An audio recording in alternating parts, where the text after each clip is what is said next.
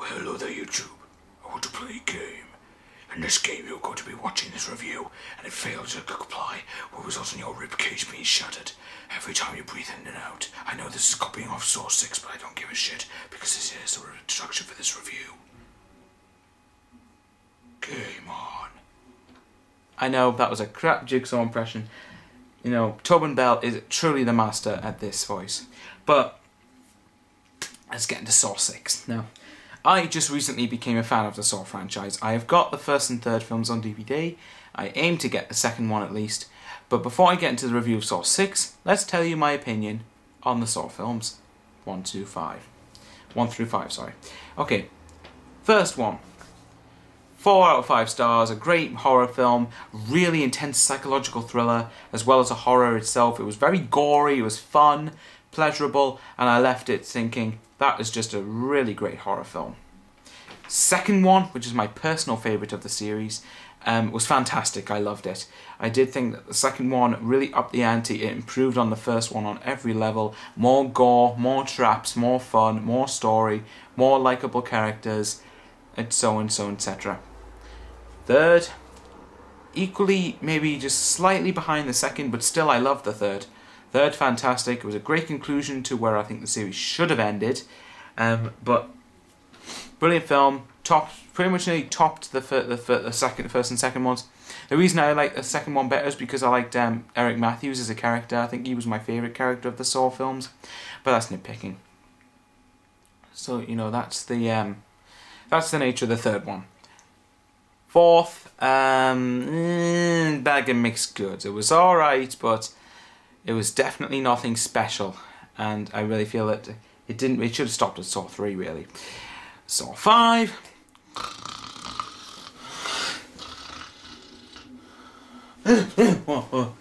Is it over yet?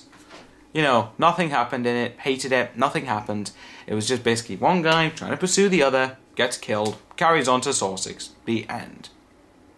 Yeah, not that impressive. And here we are with Saw 6. Now, I went in with mixed expectations based on the trailer and based on the reviews I saw for this film. I was hoping, not expecting it to be great, but I was hoping it would at least be decent, or at least better than Saw 4, or at least very least on a par with Saw 4.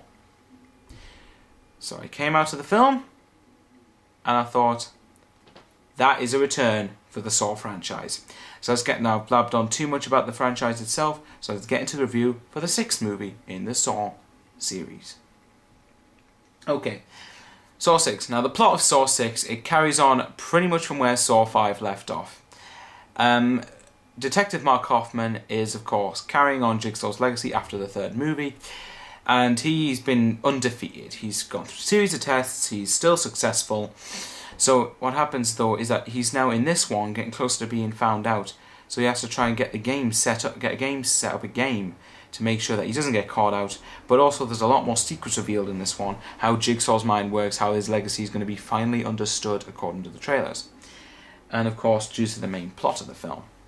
So what do I think of Saw 6? Let's get straight into the pros and cons. Pros. Acting, brilliant. Acting, unlike in the previous film where it was just pretty much near crapness, well actually it was crap, but in Saw 6 it actually elevated upwards.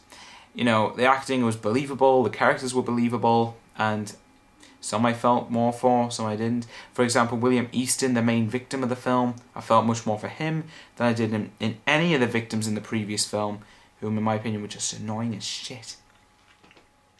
Of course, Tobin Bell still is awesome as Jigsaw. I seriously cannot imagine that they are still able to continue on having his character's involvement after the 3rd film. You know, he's used quite frequently. It's like he never died in the 3rd movie. It's like in this one, he was just there. Sorry, always been alive. You know, he was just pretty much had a very good presence on screen. And Kevin Groider, I only found out his name just quite recently actually, who directed this film. He's been the editor on all 5 Saw movies, and of course he was the director and editor on this one, I think. But anyways, you know, he did a really brilliant job of directing this. He found a way to intertwine each story to make it relevant and actually worked in relation to Jigsaw. Sometimes most people just go for these Saw films to look what's inside the traps and that's it. They're not interested in the story or any of that shit. They're just interested in seeing the traps and just having a good time with goriness. Whereas I actually found the story in the first 3 films and in this one. I was quite interested in the story behind the traps. You know, why were they set up? What was the legacy about, etc. So I thought that was a plus. Another plus was that Mark Hoffman's character actually had something to do in this film, which I was actually brilliantly surprised with. So far, well, he got introduced there, so I can't really say much, you know, as a successor to Jigsaw. Saw 5, he didn't do anything. It's like he just sat there and just let everything happen. You know, he's just like, oh, I know it should be Jigsaw's successor, but I'll just let them set up the game. I'll just let them get hurt, you know. Bugger all. Yeah, whereas in this movie, he actually does something. So he's not just sitting around for the sake of it. He's actually there for a reason. Other cons about the film, sorry, other pros, I mean, about the film. The kills are pretty amazing, actually. Particularly for a Saw franchise, which of course the main reason to see that is about the kills, like the Final Destination series. But with Saw 6, the kills are elevated to another level, and they really do pay off. There's one scene involving breathing in and out of the ribcage, hence the voice I was doing earlier in the video. Is meant to be an impression of that. But, you know, so that was there for a purpose. That was a good kill. Some of the other kills, I can't mention them off the top of my head, but they are pretty amazing and pretty awesome as well. So now, of course, let's get into the cons about the film. And there really wasn't that many, actually. Really, the only thing I would really truly say that is the problem with this movie was that I still don't like the idea of the franchise carrying on without Jigsaw as the main villain. And in fact, the ending of this movie, it really does set it up for Saw 7. Well, you could have it as a resolution, I suppose, but I wish they would just, for begging mercy, leave it at Saw 6. The story has gone on long enough. Saw 6 is a brilliant return to form for the franchise, but the director of Saw 7, who also directed Saw the Crap, David Hackle, you know, I just hope he doesn't screw up the franchise again. And if he does, then, you know, Saw series, dead. So overall, but what do I think of Saw 6? Look, Saw 6 is definitely a return for the franchise. It's definitely an improvement over the previous movies, and it's a very entertaining and enjoyable ride. And I've noticed something recently. I haven't been putting grades into my videos over the last couple of videos. How stupid. Anyway, for this movie I'm going to give 4 out of 5 stars. It's a great movie. It's not fantastic. So here's my order of the Saw series. First with 4.5 stars is 2.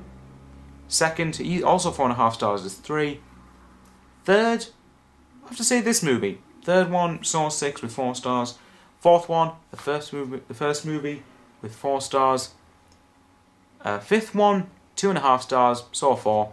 And 5, easily, with 1.5 stars, Saw 5. That was just awful.